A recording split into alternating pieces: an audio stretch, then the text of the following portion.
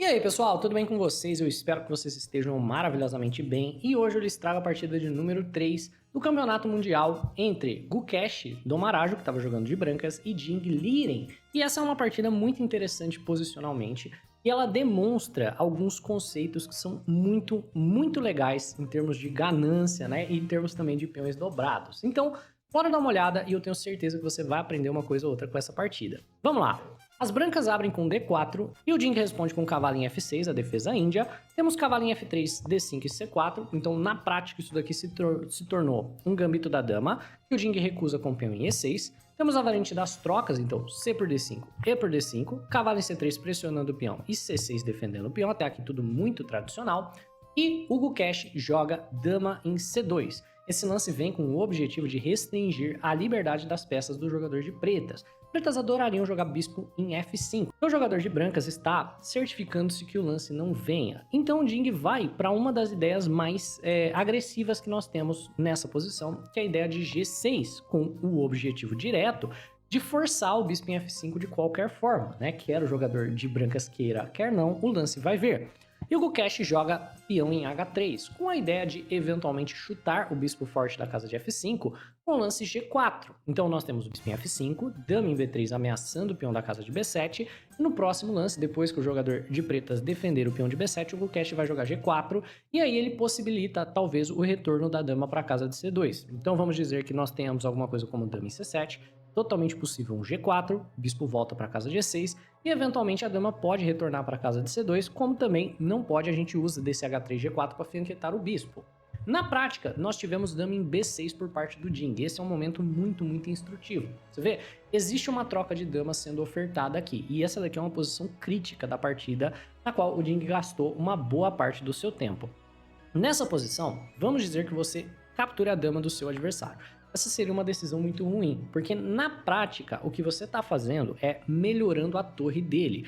Pode parecer que você está aceitando peões dobrados de pretas que você não deveria aceitar, mas esse peão de B6, esses peões dobrados aqui, eles são na realidade uma força da posição, eles não são fracos. Eles vão avançar, por exemplo, para B5, depois para P4 chutando cavalo, fora que a torre fica extremamente ativa na posição. Então, quando existe essa troca de damas, né, ofertada, o mais natural é nenhum dos dois jogadores aceitarem a troca. Então, o Gukesh joga G4 e ele tá na certeza que, no caso do Jing aceitar a troca de damas, mesmo que ele fique com peões dobrados isolados, tudo que a gente falou para a posição das pretas é verdade. Então, se dama toma dama, peão toma, por mais que tenhamos esses peões aqui, dobrados, isolados, né, fracos na posição, eles não são fraquezas, né? Esses peões eles são dificílimos de você tentar capturar caso você seja jogador de pretas, e eles na realidade vão avançar no futuro. A gente vai preparar um B4, vai preparar um B5, vamos ter uma ruptura de cadeia de peões, e a posição do jogador de brancas não é uma posição ruim. Então o que o Jing deveria fazer nesse tipo de posição? Ele tem que escolher se ele volta o bispo para E6 ou se ele vai jogar bispo em E4, e os dois são perfeitamente aceitáveis. Mas o Jing paga para ver e ele vai para a linha gananciosa. Ele joga dama toma dama e depois de peão toma de volta ele joga bispo em C2, tentando pegar o peão de B3, que é um peão gratuito. Vai em frente, captura gratuito. Você não pode avançar para B4, porque senão a gente tem bispo por B4. E aqui o Jing meio que pagou para ver. Esse lance é muito ganancioso e ele é um lance preocupante, porque o bispo está meio preso aqui na posição, né? Depois de bispo por B3, o bispo tem pouquíssimas casas. Então, o Gukesh segue da maneira mais precisa, bispo em F4, né? E nessa posição, se você captura o peão que está de graça, bispo toma B3, você vai ter graves problemas depois de cavalo em D2, né, ameaçando o bispo. Se você acha que bispo em C2 e o bispo escapa por aqui, você está redondamente enganado, porque torre C1, bispo em E4, F3 e você perde a peça, diretamente perde uma peça sem choro nem vela. Se por um acaso depois de cavalo em D2 você joga bispo em C4, a gente vai ter cavalo por C4 e de repente, apesar de que você tem de fato um peão a mais sendo jogador de pretas, esse peão é um peão dobrado e o mais importante é que você não tem mais o par de bispos. Você vai perder esse peão extra porque vai ver E3 ameaçando o peão e você não tem como defender o peão. E você também não tem nenhum peão no centro. Aí vamos dizer que você é o cara mais ganancioso do mundo. Você joga B5 e fala, não, eu vou segurar meu peão e não tem o que você possa fazer a respeito. Bispo G2 e já era. O peão de C tá cravado. Aí você fala, não, eu vou jogar A6, né? Aqui, por exemplo, é engraçado que o peão de C tá cravado à torre e o peão de A também tá cravado à torre. Então você pode só jogar cavalo por B5, né? Não pode tomar com o peão de C, nem com o peão de A. Você fica com essa estrutura horrorosa e as brancas têm esse par de bispos maravilhoso mirando a ala da dama do jogador de pretas e você vai perder. Então, mesmo que tenhamos bispo em C2, bispo em F4, as pretas não podem se dar ao luxo de tomar em B3.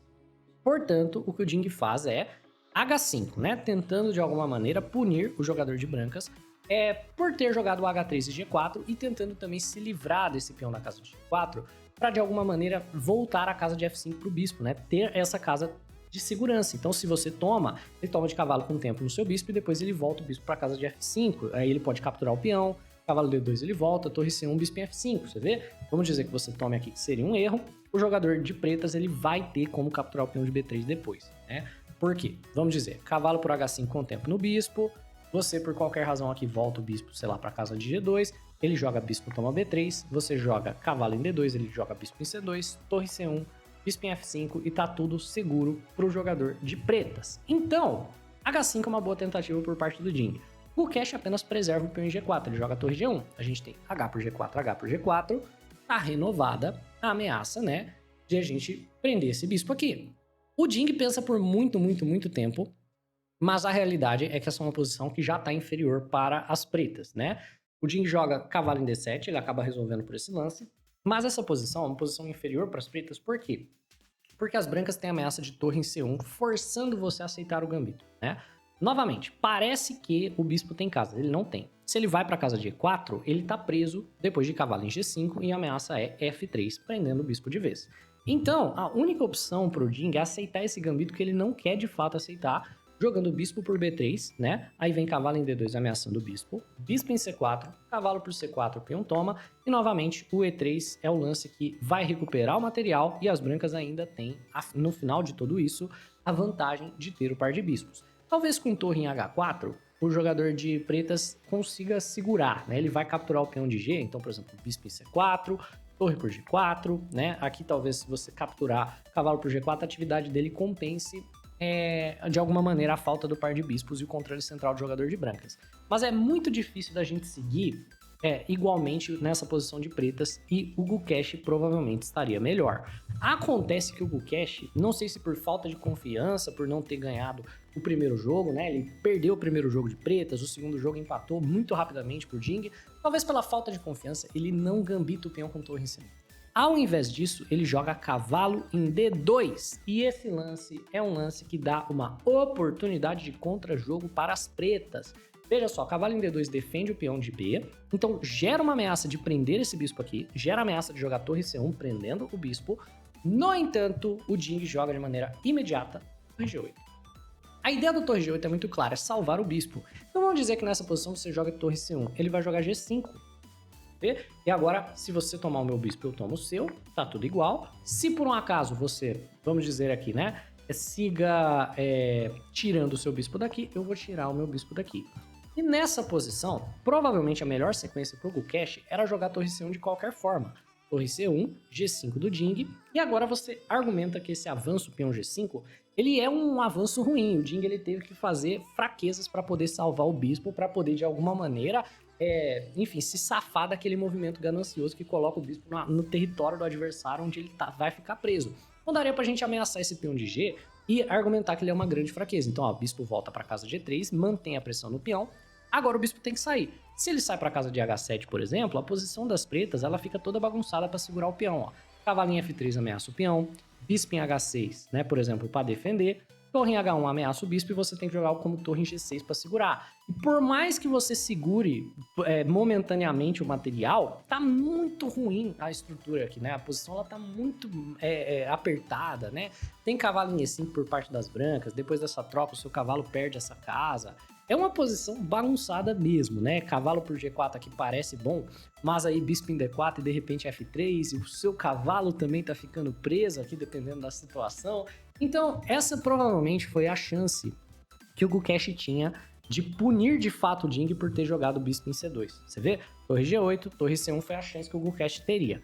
Só que o Gukesh, ele joga G5 ele mesmo, para poder tirar esse recurso das pretas. Pretas queriam jogar G5.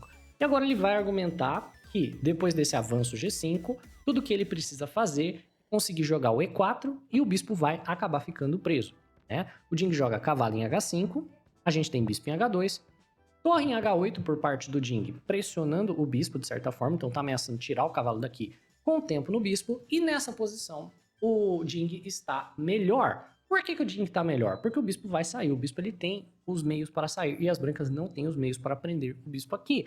Na prática, o Gukesh joga F3, ameaçando E4, que sim, prende o bispo.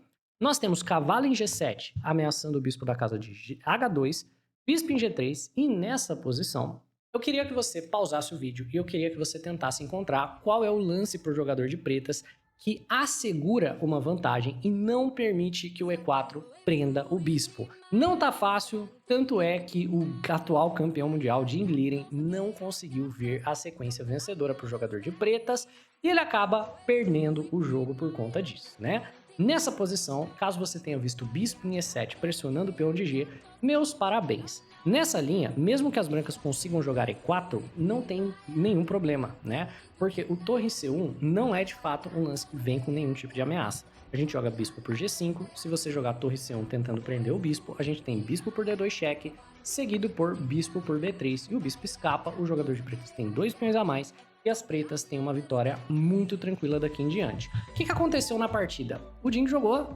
torre em H5, ele subestimou completamente a ameaça das brancas, e depois do E4, o bispo tá preso. E agora é uma peça inteirinha a menos que o jogador de pretas vai ter que segurar a posição. Então, ó, nessa posição o bispo não tem a casa de B3 porque o cavalo segura, a casa de D3 porque o bispo segura, e não tem muito que o jogador de pretas consiga fazer. Você pode pensar que pelo peão de G5 e essa cravada dê para as pretas gerarem jogo, né? Então torre toma G5, né? E você tenta gerar jogo pela cravada. Então depois de torre C1 ameaçando o bispo, você joga, sei lá, bispo em D6 ameaçando esse bispo. Mas na realidade isso aqui não vira nada, né? Bispo em F2, sai da cravada defendendo a torre, seu bispo ainda tá preso, você ainda está perdido caso seja jogador de pretas. O Jing tenta então, peão toma, só que agora o Gukesh toma de volta, simples e direto, o bispo continua preso. O Jing tenta cavalo em E6, que é um lance muito inteligente, porque depois de torre C1, a gente tem cavalo por D4 segurando o bispo. Mas olha só, torre C1, cavalo por D4 segurando o bispo. O problema dessa linha é que o cavalo que está segurando o bispo pode ser atacado, com bispo em F2 ameaçando o cavalo.